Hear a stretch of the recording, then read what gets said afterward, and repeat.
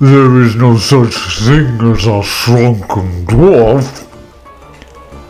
I tell you, Ogor the little bastard alluded into my big cannon, and I took a shot at one of their towers. It blew off a couple of those golden tin men. Ah, what a big feast. Today's prize was a bountiful one. 12 boars, 2 giant snakes, and a wild cockatrice. Raw meat is stuffed into bats, mouths, and pans, seasoned to taste, to fill the bellies and reserve supplies of the meat powder Sky Titan Brigade. This warband has spread terror amongst Akshian Dawnbringer settlements, wrecking their fortifications just before the Ogor stampede comes in. Their reputation has grown considerably after single-handedly knocking down 2 of Hammerhall's minor towers during a rampaging attack by the forces of destruction. But even the Sky Titans deserve a break, and their hunger deserves a proper eating, as the Ogor festivities echo through the surrounding plains. Something else is stirring in the dark. Slowly, but surely, the ranks of a certain undead force return from a very secretive mission. Their orders are to avoid attracting attention before they can safely deliver their package to Shaiish. They have detected the presence of the destruction forces and have proceeded to maneuver around their encampment. But no one can fool the nose of a frost saber. The felines quickly alert their masters with nervous howls and restless paws. Who dares interrupt our feast? The undead suddenly stop and pivot on the spot. We have been detected. Offensive maneuvers. We need to silence their artillery.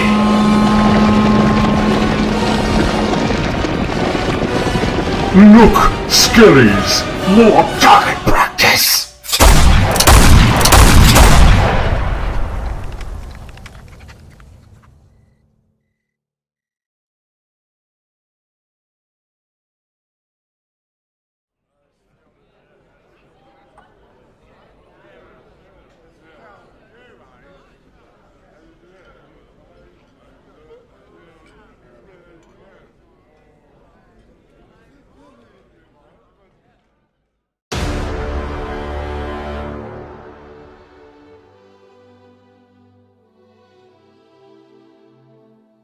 The battle tactic is intimidate invaders. Arkan fails to activate heroic leadership. The hunter activates heroic leadership. Arkan casts protection of Nagash. Arkan casts Mystic Shield on the Immortis guards. Arkan casts Empower Nadirite weapons on the Immortis guards.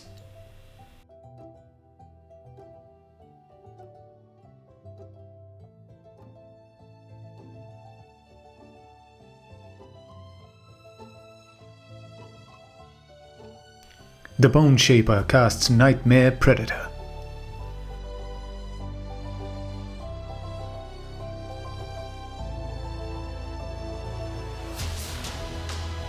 The Nightmare Predator deals 4 damage to the Frost Sabers.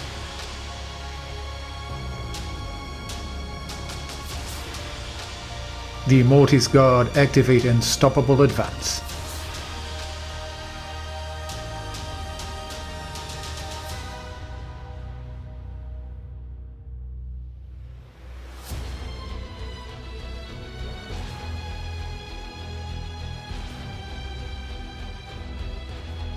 The Death Riders activate Unstoppable Advance.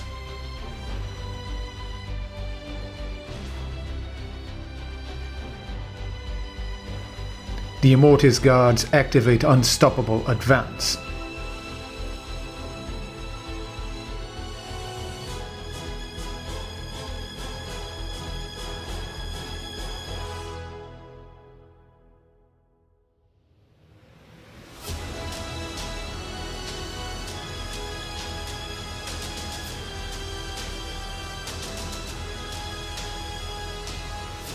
The Hunter activates Inspiring Presence on the Frost Sabers. The Bonereapers score 5 victory points.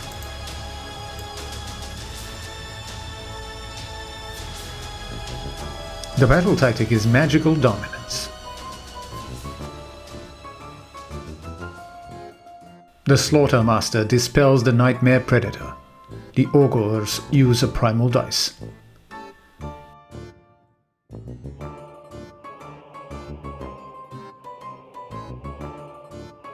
The Firebelly miscasts, using a Primal Dice, suffering 5 damage and dealing 3 damage to the 2 Iron Blasters and 1 damage to the Slaughtermaster.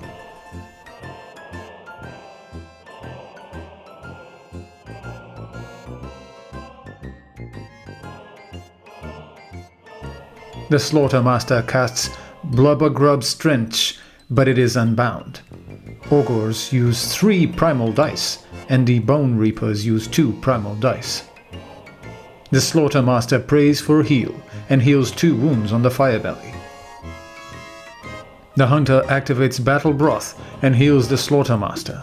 1 wound on the Firebelly, 2 wounds on the Iron Blaster, and 1 wound on the other Iron Blaster.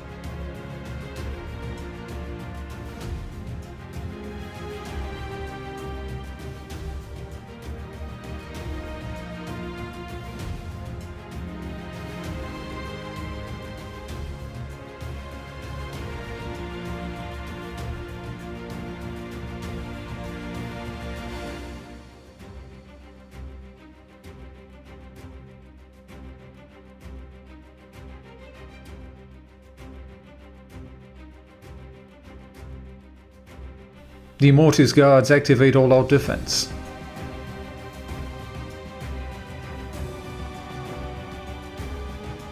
The Iron Blaster deals no damage to the Immortis Guards. Archon activates Impenetrable Ranks on the Harvester. The Iron Blaster deals 1 damage to the Harvester. The Hunter activates all-out attack on the Iron Blaster. The Iron Blaster deals 4 damage to the Death Riders. The other Iron Blaster deals 4 damage to the Death Riders.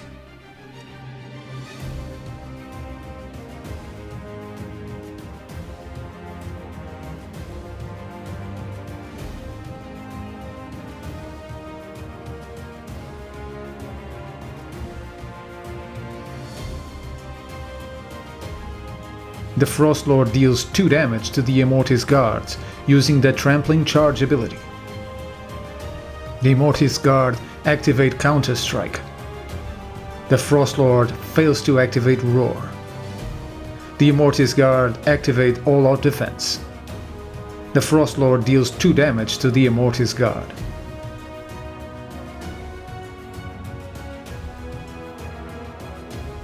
The Frostlord activates All-Out Defense.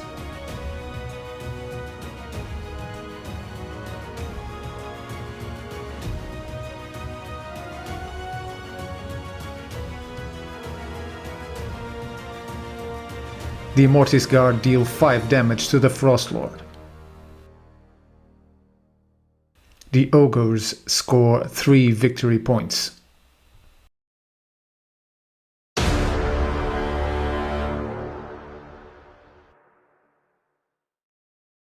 The Ogor Mawtribes collapse 2 objectives, dealing 1 damage to the Frostlord, 4 to the 2 units of Death Riders, 3 to Archon, and 1 damage to the Immortis Guard.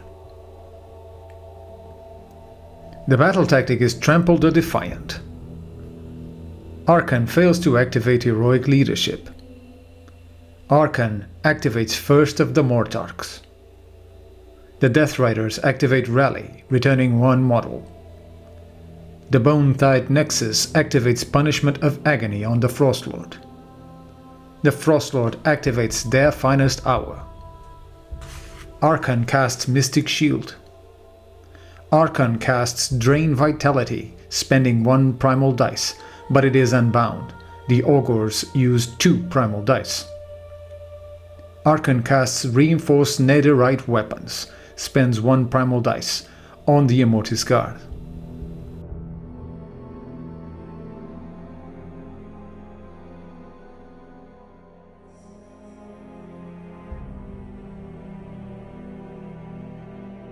The Bone Shaper casts Nightmare Predator.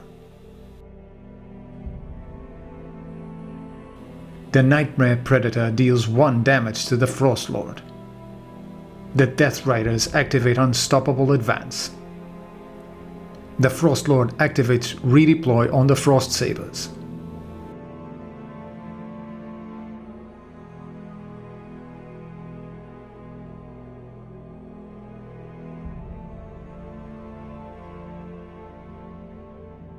The Gnoblars activate Nasty Traps and Tricks and deal 4 damage to the 2 units of Death Riders, 2 to the Harvester and 2 to Archon.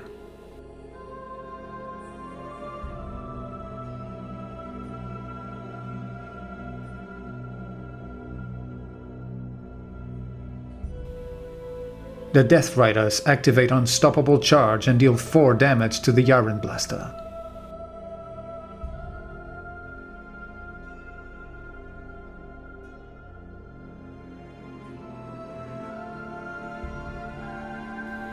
The other Death Riders activate Unstoppable Charge, but deal only 1 damage to the Iron Blaster.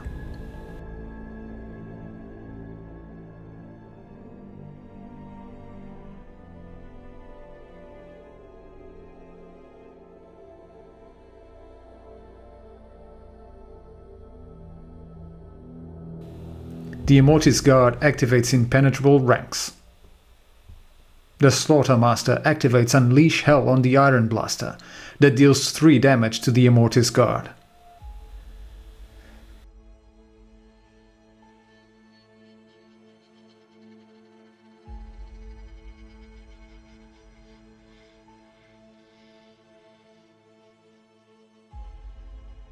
The Harvester activates Stomp and deals 1 damage to the Gnoblars. The Frostlord activates Roar on the Immortis Guard. The Frostlord activates All-Out Defense. The Immortis Guard deal no damage to the Frostlord.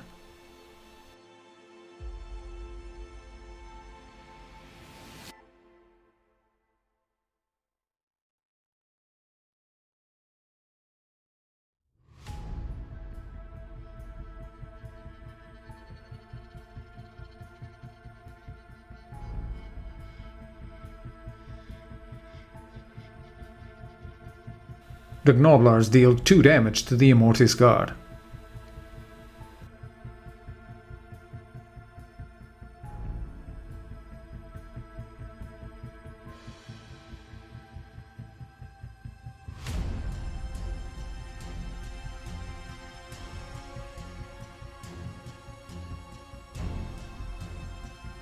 The Harvester deals 12 damage to the Gnoblars.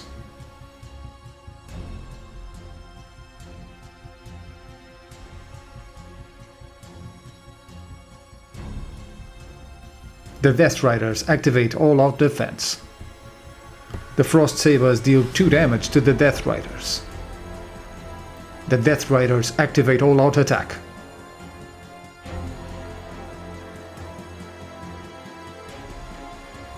The Death Riders deal no damage to the Frost Lord and to the Iron Blaster.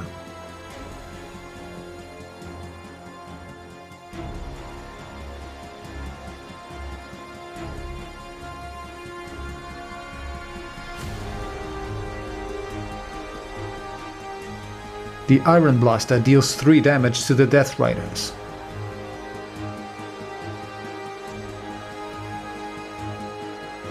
The Immortis Guard finish off the Gnoblars.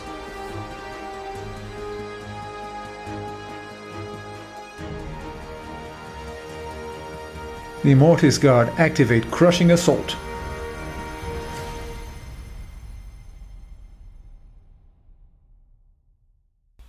The Iron Blaster deals 2 damage to the Death Riders.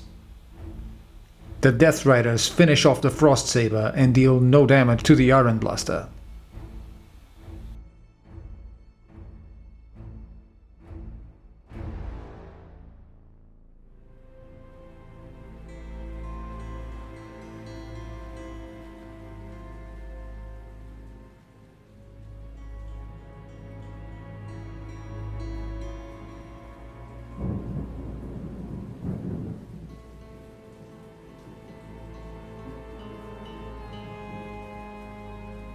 The Immortis Guard deal 2 damage to the Iron Blaster. The Bonereapers score 4 victory points. The battle tactic is Surround and Destroy. The Slaughtermaster activates Heroic Leadership. The Hunter dispels the Nightmare Predator. Archon activates Heroic Recovery, healing 3 wounds. The Firebelly casts Billowing Ash using a Primal Dice. The Firebelly casts Mystic Shield, but it is unbound. The Slaughtermaster miscasts, taking 2 damage. The Slaughtermaster activates the Great Cauldron, Spine Marrow, and provides +1 to wound on the Hunter. The Firebelly activates Battle Broth from the Great Mawport, healing 1 wound on the Slaughtermaster and 3 on the Frostlord. The Slaughtermaster activates at the double.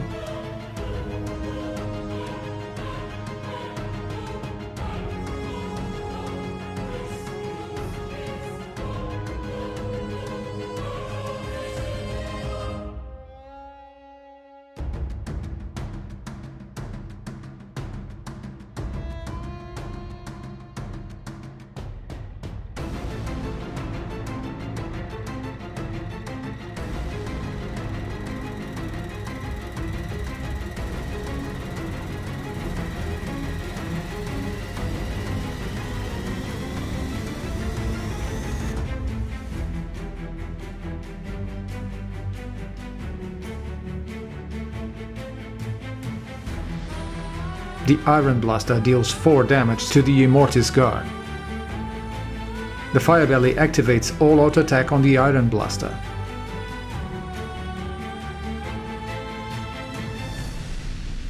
The Iron Blaster deals 10 damage to the Immortis Guard.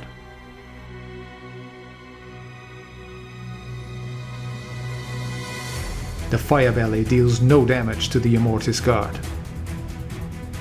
The Hunter activates Icy Breath, dealing 3 damage to the Immortis Guard. The Death Riders activate all-out defense. The Iron Blaster deals 2 damage to the Death Riders. The other Iron Blaster deals 7 damage to the Death Riders. The Hunter deals 1 damage to the Death Riders from the Trampling Charge ability. The Frostlord activates Roar on the Immortis Guard. The Harvester activates Stomp, dealing 1 damage to the Iron Blaster. The Frostlord activates all-out attack.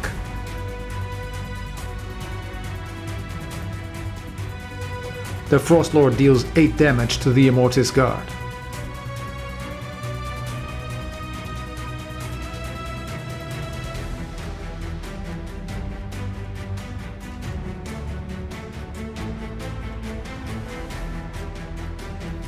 The Harvester deals 6 damage to the Iron Blaster.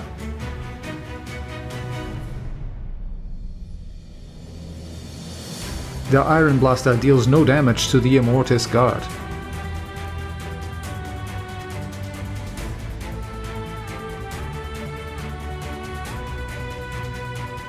The Death Riders deal no damage to the Iron Blaster.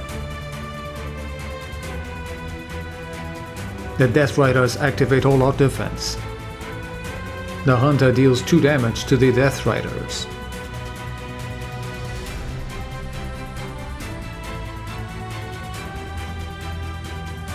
The Death Riders deal no damage to the Iron Blaster. The Iron Blaster deals no damage to the Death Riders.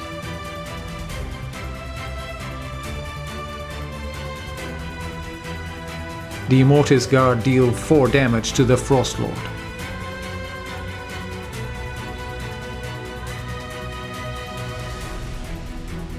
The Immortis Guard finishes off the Iron Blaster. The Ogors score 4 victory points.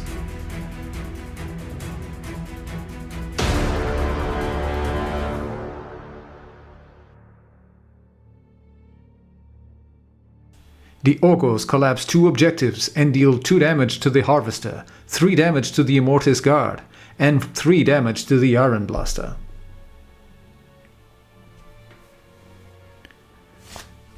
The battle tactic is led into the Maelstrom. The Bone-Tide Nexus activates Punishment of Agony on the Frost Lord. Archon activates First of the Mortarchs. Archon activates Finest Hour. The Frost Lord activates Heroic Leadership. The Bone Shaper casts Nightmare Predator, but it is unbound. Archon casts Drain Vitality, but it is unbound. The Ogors spin 1 primal dice.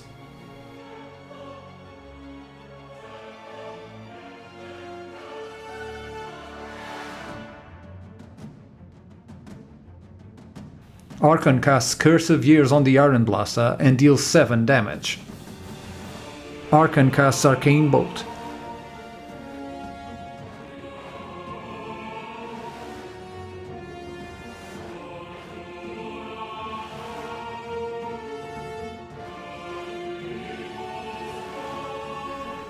The Bone Shaper activates at the double.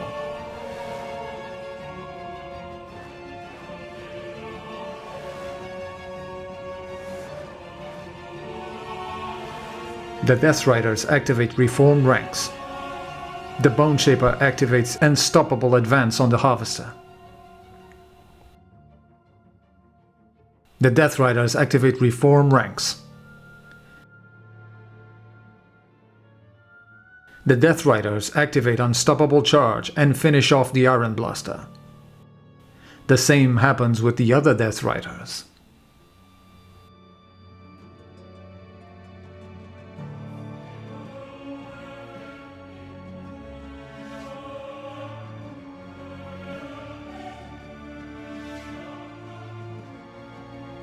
Archon activates Forward to Victory. Archon activates Stomp and deals 1 damage to the Firebelly. The Harvester activates Roar on the Hunter. The Frostlord activates Roar on the Immortis Guards. The Frostlord activates All-Out Defense. The Immortis Guard deals 6 damage to the Frostlord. The Firebelly deals no damage to Archon.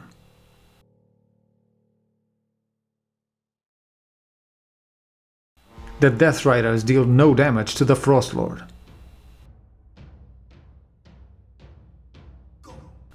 The Hunter deals 2 damage to the Harvester.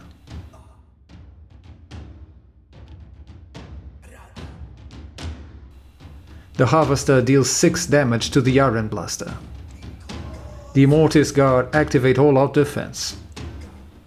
The Iron Blaster deals no damage to the Immortis Guards. The Death Riders deal no damage to the Firebelly. The Frostlord deals 2 damage to the Immortis Guard. Archon activates All-Out Attack.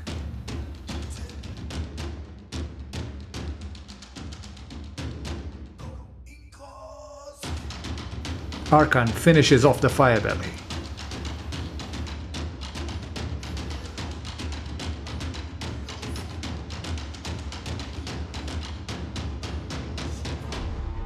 The Harvester finishes off the Iron Blaster and deals 3 damage to the Hunter. Archon activates Arcane Bolt and deals 1 damage to the Slaughtermaster. The Bonereapers score 2 victory points. The battle tactic is Savor the Taste. The Slaughtermaster activates Heroic Recovery, healing 1 wound. The Bone Shaper activates Finest Hour. The Hunter prays for heal, healing 3 wounds. The Death Riders activate Rally, but return no models. The Slaughtermaster casts Arcane Bolt, but it is unbound.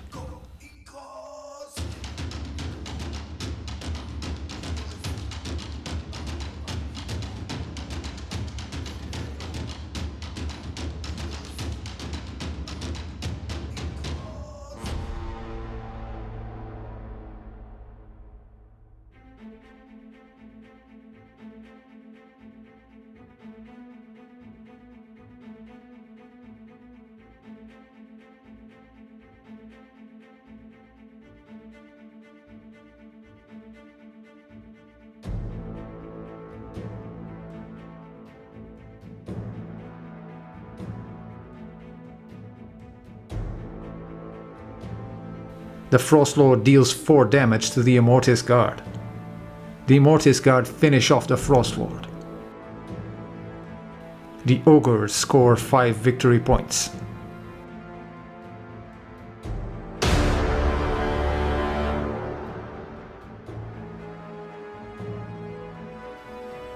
The Bonereapers collapse 1 objective. The battle tactic is the Tithe Demands. Archon activates first of the Mortarchs. The Death Riders activate Rally and return 1 model. Archon casts Arcane Bolt, but it is unbound. Archon casts Drain Vitality on the Hunter. Archon casts Nightmare Predator. The Nightmare Predator deals 2 damage to the Slaughtermaster. The Slaughtermaster activates Redeploy.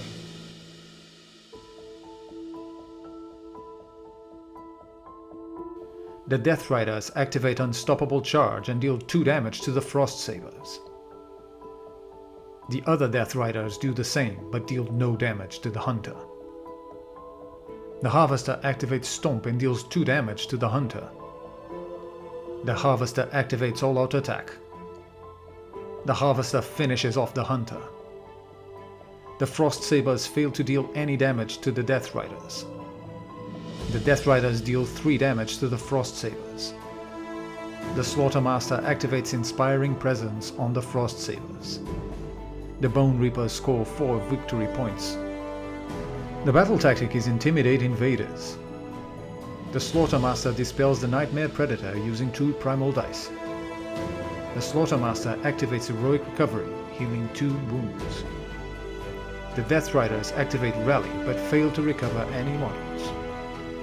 The Slaughtermaster casts Arcane Bolt, but it is unbound.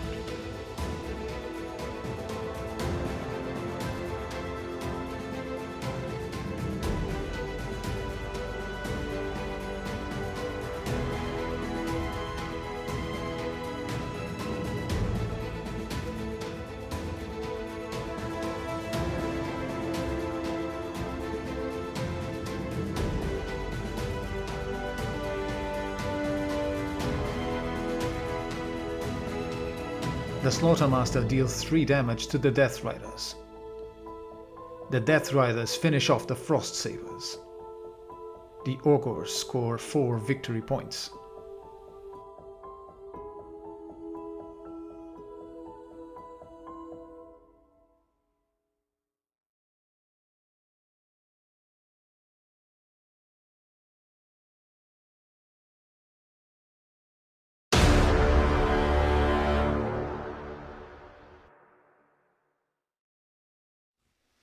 Hello and welcome again to another aftermath of a very interesting game. A lot of lessons to be learned from this one for sure.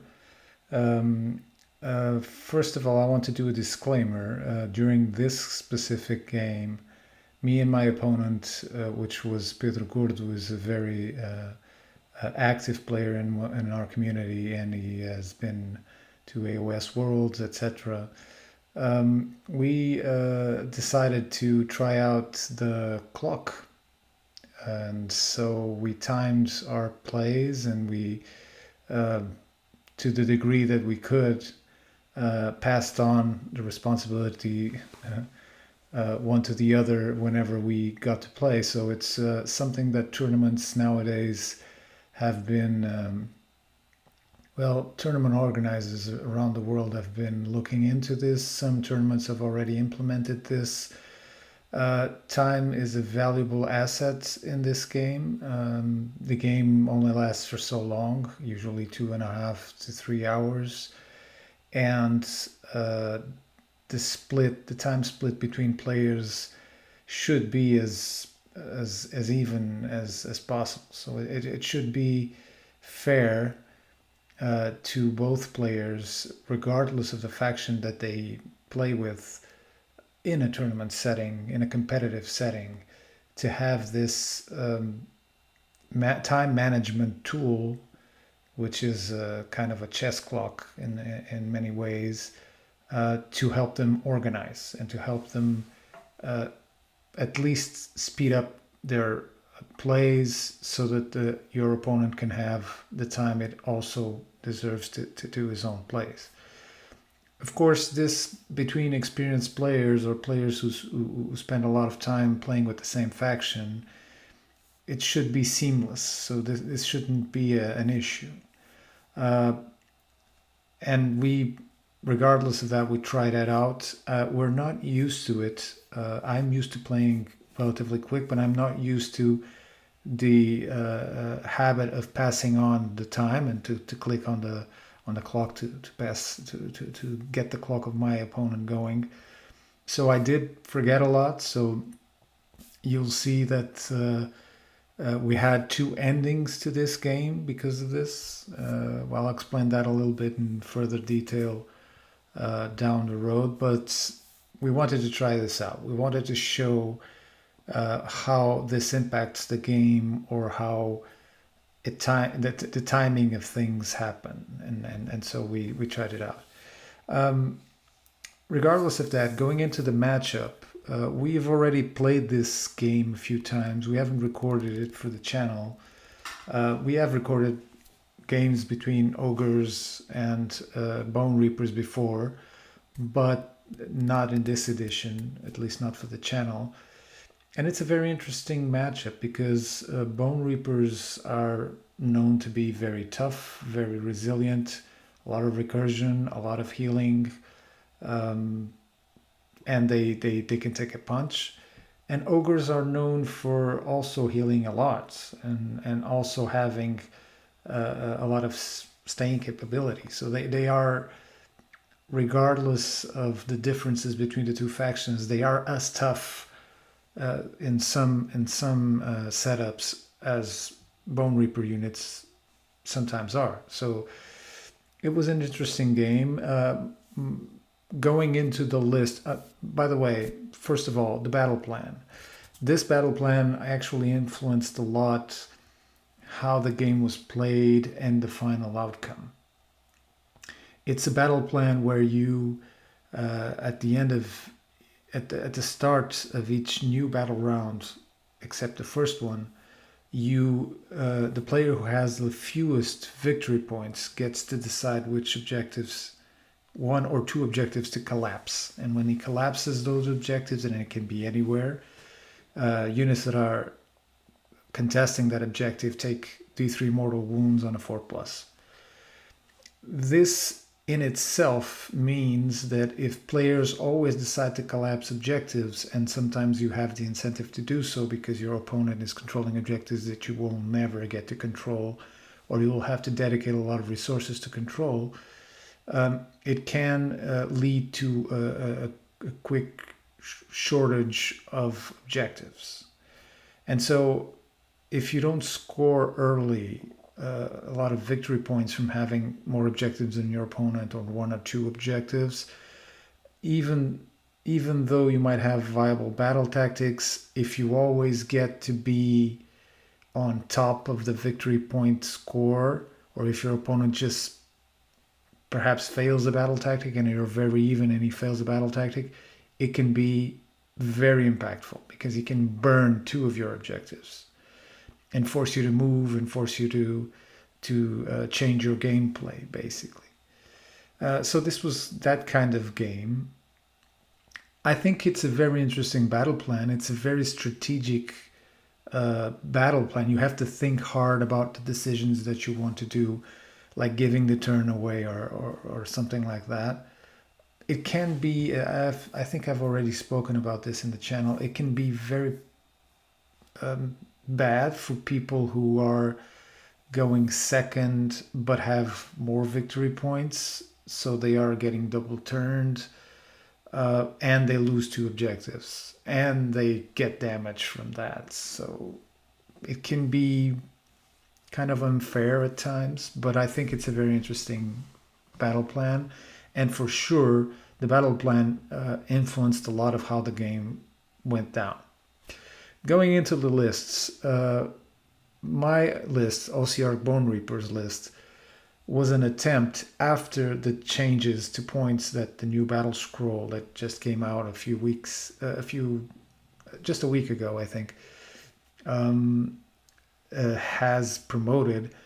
I wanted to try it out, so I wanted to try to stick to the formula that led to a lot of success on the Bonereaper front in tournaments, playing Null Myriad and playing with Immortus Guards. So I wanted to try to see how much damage was done from the recent changes to the Bonereapers. And the first thing I noticed right away was that my usual setup, which was with Catacross, just became way too expensive.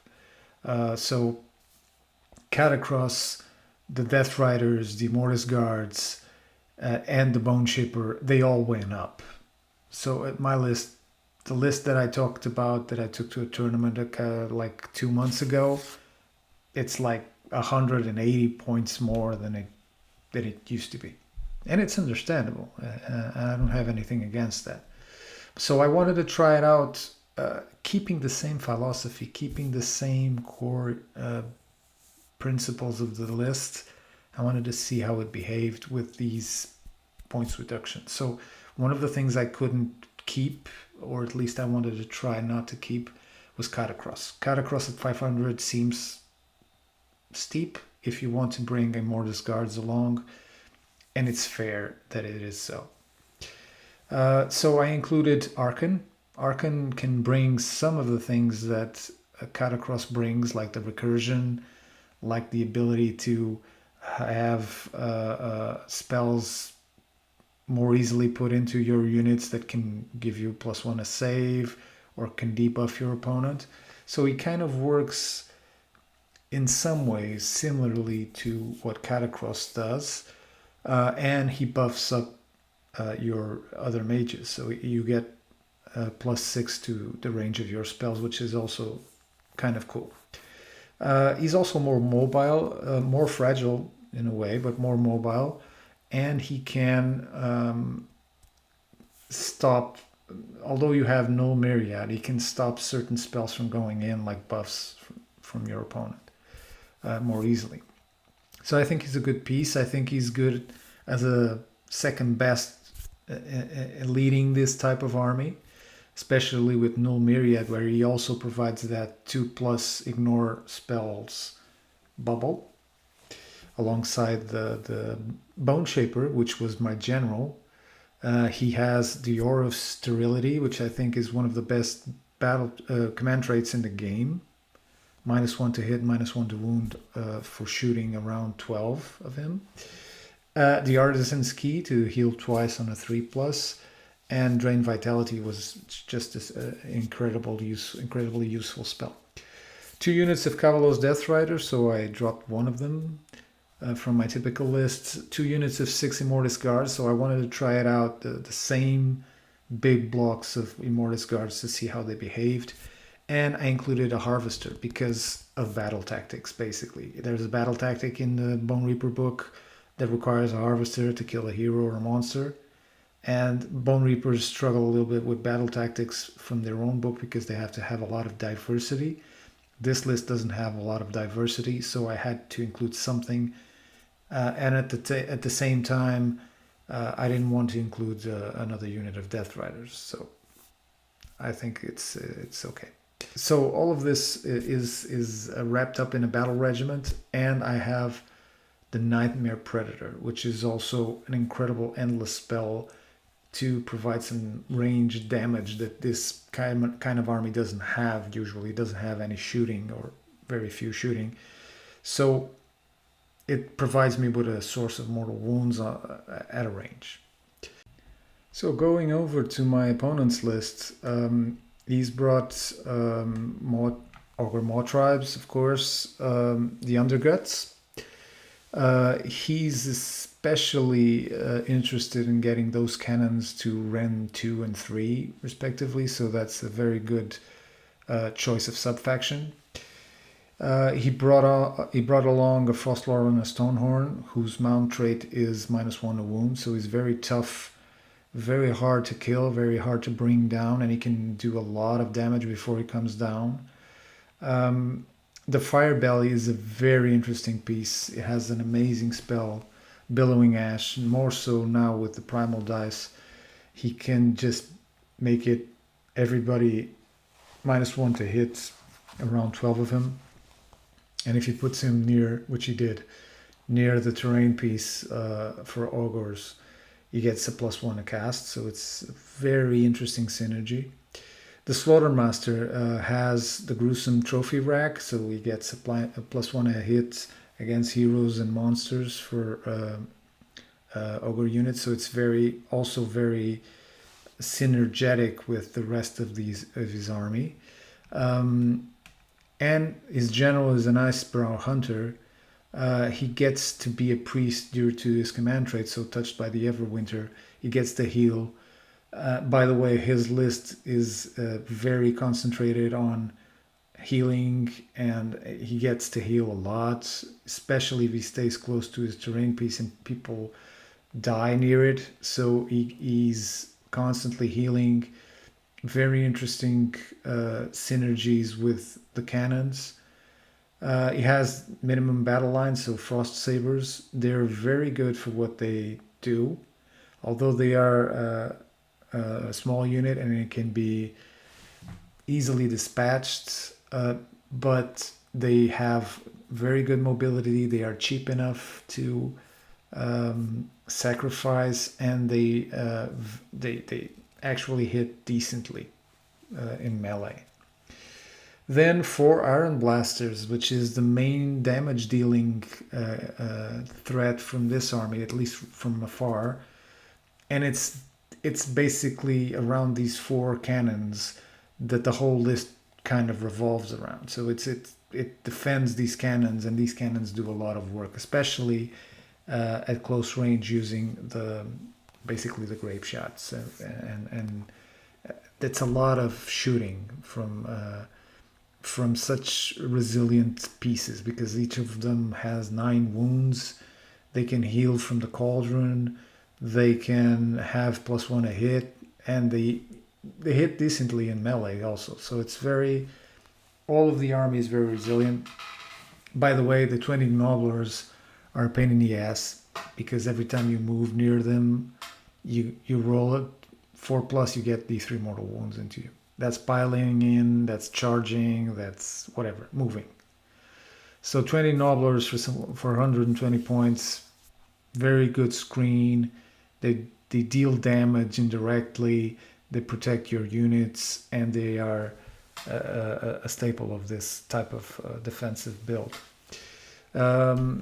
He did put in an Andorian Acolytes battalion, but he didn't roll that many times for it, so I don't know if it's worth it in this type of build, because Ogres, although they have interesting magic, they don't really need that much more primal dice, so perhaps he should, my opinion, should invest in keeping things tight together so that he can choose whoever goes first.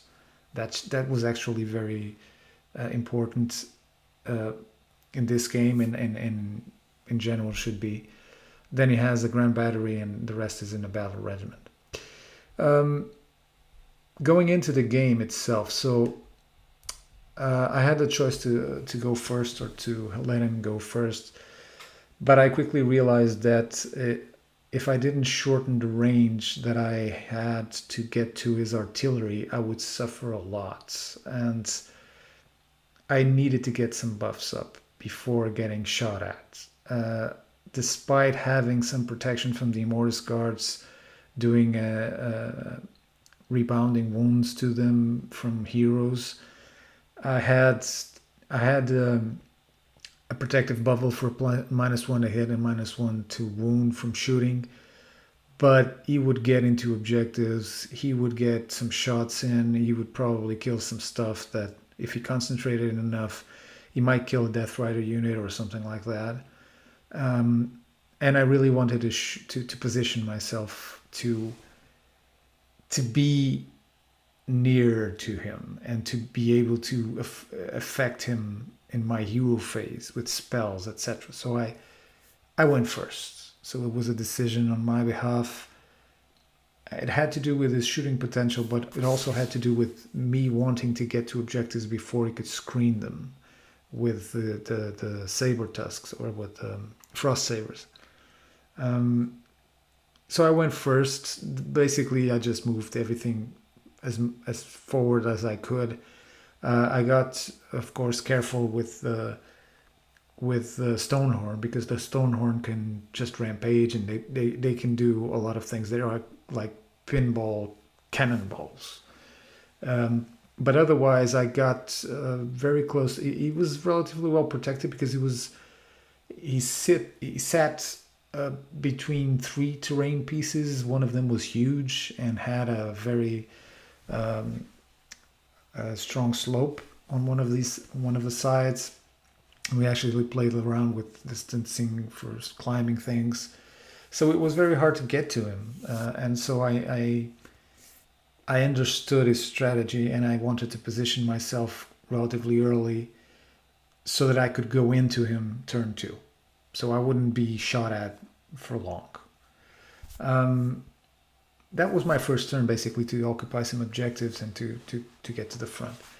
Now, I don't know if it was on purpose or not, but his first battle tactic, the one that he chose, was a relatively hard one to do, which was magical dominance. He had Archon there, so he just needed to just not get one of his spells in, and that battle tactic would be ruined.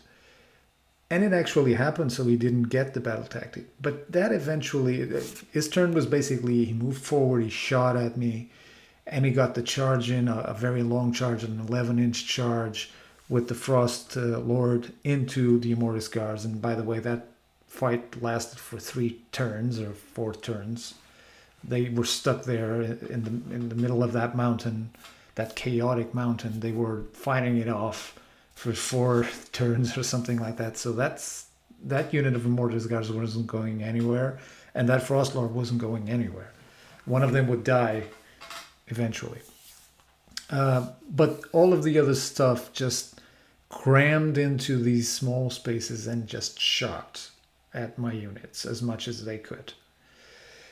Of course, with the debuffs that I had and the natural resilience that I have, the first turn didn't matter much because I was inside that bubble of -1 to hit, -1 wound, and I had command points to manage defensively against that kind of shooting. But he did fail his battle tactic, and what happened was he got less victory points than me at the start of the second round, which meant he burned 2 of my objectives, the objectives I controlled, and dealt a lot of damage from that. So it was a smart move on his behalf. I didn't get to the point where I discussed with him if it was on purpose or not.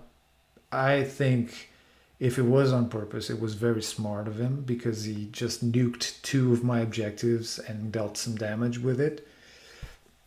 But in the long run, it might have not paid off because he wasn't yet sure how I would play. If I was going into the cannons directly or if I wanted to spread out. Not that OBR wants to spread out much, but I had some ability to do it anyway. But it was very smart of him. He just nuked 2 objectives, so now I was confronted with the obvious. I had to move forward. I had to go into other objectives to score. I thankfully got the initiative roll, and I decided to go first, of course, because I was already near him. He was still relatively well protected. I had to spend a lot of resources getting into his cannons, and I wasn't never going to get to all of his cannons. So I did get a couple of charges in. I dispatched that Nobbler screen. The Frostlord was fighting with the Immortus Guards, as I said. It doesn't matter, they were fighting, and a couple of wounds here, a couple of wounds there. I heal, he heals. We were stuck there. But the rest of the charges kind of showed me how resilient that Ogre army is, because unless I threw Immortus Guards at his cannons, and even so, it was very hard to bring down each of them, because they are 9 wounds and they can heal right after I fight them. If I don't kill them in a single go, they will heal next turn, because some things will die near the cauldron. So that was actually what happened. So I got to one of his cannons and got into another. I didn't kill them. I lost some models. He filled up the cauldron. By the way, he miscast twice, so he was healing characters from the cauldron also, and from the prayer. Very hard to break that line. I had to pile in twice with the Immortus guys right away, but it didn't matter because I didn't have that much room to hit his cannons, and when I did hit his cannons, I was unable to finish them off. So in his second turn, and he was always very smart with the battle tactics, he made some of the battle tactics that are relatively hard seem easy, because he had some tricks to do them. Especially the Frost Sabers. They are very important in getting the surround and destroy battle tactic, for example. Very interesting. He did unleash all of the cannons at their maximum potential into Immortus Guards, into the Harvester. He actually killed off like 4 Immortus Guards or something like that. I was already on top of him, but he just shot at him after healing them. So I was kind of a rough position, because although I was already in contact with his cannons, already in melee with his cannons, or some of them, I was unable to go through that line and just start killing cannons, and I was taking a lot of heat for it. I also positioned badly with the Bone Shaper. I should have launched him a bit more to the front, so that I could get that bubble for -1 hit, -1 wound. But that huge terrain piece was there, and it was very hard to go through it. A very good defensible position for him. And he was the one that set up the terrain, so that was smart of him, to get that big piece, big blocking piece in the middle. Archon didn't charge because we had this small not discussion, but a talk that he couldn't fit when he charged the Nobblers. So he was kind of stuck on top of that big terrain piece. But whatever, we thought it wasn't realistic. So his second turn went okay. He did dispatch a lot of my models. The Death Riders were taking a lot of heat also. They managed their battle tactic, the one that is very popular. But they get to charge and stay at 3 inches, but they were taking a lot of heat. They were definitely not going to survive for that long. So I was that second round to the third round was a very important initiative roll that I won. So I kept the order of things going. But if I had lost that initiative roll, I'm not sure how the game would go, because it was a lot of shooting and all of his cannons were still alive. In my third round, I did manage to start killing things. Start killing with the retreat and charge, with the spells, and with the melee. I started to kill cannons. That was huge. That was very important. Kind of reducing his ability to damage my units. I wasn't able to heal as fast as I used to, and that's natural because now that things have changed, and because I took so much damage, much of my recursion was healing a couple of wounds here, a couple of wounds there. It was not bringing new models back, so I had to use rally for certain things, for example. I did have this option of going for an objective with my Death Riders and stealing his objective, but again, he had victory points were lower than mine, so we nuked 2 more objectives, which were the ones that I had conquered near his territory. So now only the edge ones, the ones that were furthest away, were active. Again, very important in this battle plan that he had fewer victory points at this stage than I had. He could manage my ability to score points. Again, I took some damage. He also took some damage.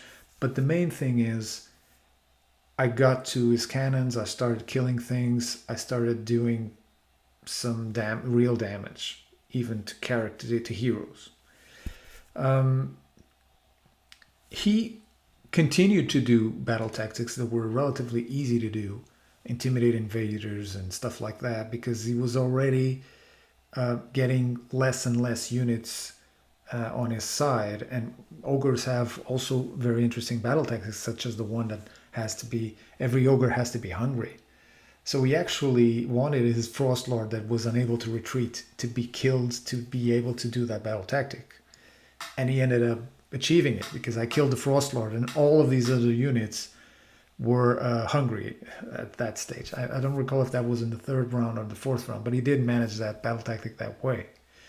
The intimidating invaders was also very easy because he did that, I think, in the 4th round. He didn't have that many models, so he did it.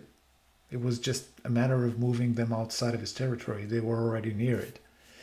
I had to use that battle tactic at the start of the game because Bonereapers don't have that easy way out, I think, in the 1st round or something like that. Although Magical Dominance was also an option.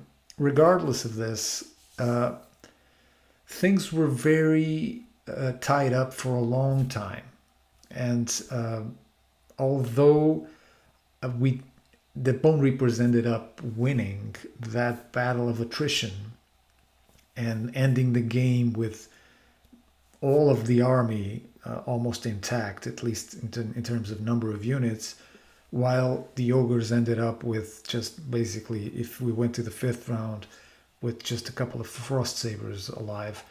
It was very hard to go through that. It was very hard to go through the cannons. And if I hadn't win initiative rolls, it would be even harder because he would have probably killed off 2 of my units or something like that, especially the Death Riders, which were very important.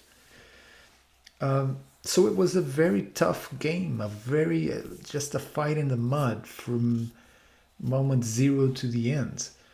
Even the Frost Lord took a lot of time to bring down because he kept healing from the cauldron or something like that, and Finest Hour, and he kept roaring at my Immortus Guard, so I was unable to get them to fight twice or to give them more rend or something like that. So it was very challenging to go through that, to chew all of that meat to get to the bone.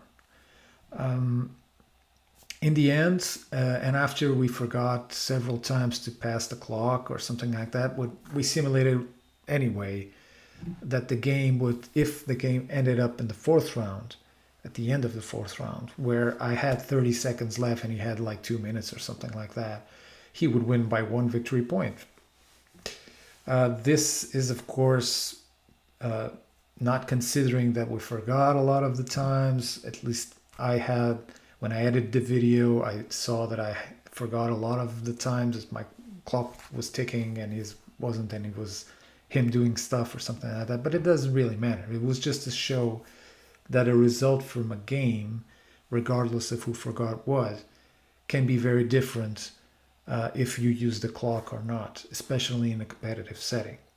So if the clock was taken as a strict rule, I would have lost the game by 1 victory point because I wouldn't have enough time to go into the 5th round and to have him do the 5th round, regardless of how fast I could do my battle tactic, which was just move a piece here, move a piece there, or do a spell or something like that.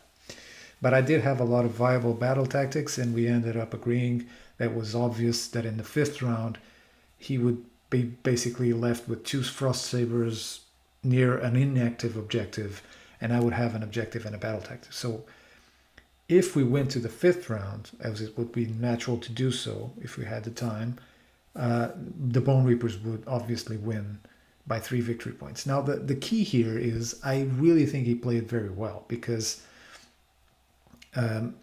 although the game seems very unbalanced because the Bonereapers had most, if not all, of the army intact, although they had fewer models in the units, all of the units were alive.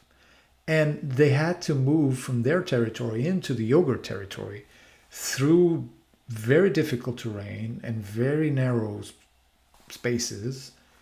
And they managed to kill off 95% of the Ogre army.